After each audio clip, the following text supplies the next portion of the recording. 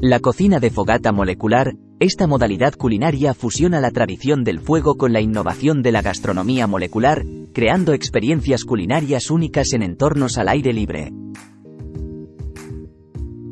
La cocina de fogata molecular va más allá de asar malvaviscos o preparar salchichas sobre las llamas. Se trata de aplicar principios científicos a ingredientes cotidianos, transformando la manera en que entendemos y disfrutamos la comida al aire libre.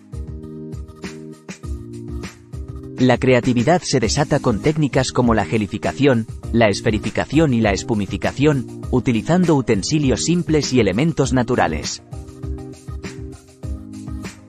En esta forma de cocina, se pueden crear esferas de frutas suspendidas en el aire, espumas de hierbas aromáticas que danzan sobre las brasas y geles que sorprenden al paladar. La esencia del fuego se combina con la precisión de la ciencia culinaria, ofreciendo una experiencia sensorial única. Los cocineros de fogata molecular exploran la química de los alimentos para realzar sabores, texturas y presentaciones al aire libre.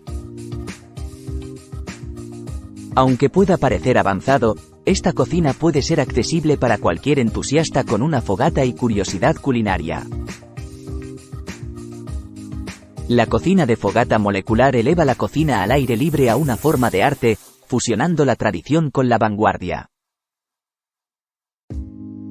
Esta práctica transforma simples fogatas en escenarios de innovación culinaria, ofreciendo nuevas perspectivas y sabores emocionantes en cada bocado alrededor del fuego.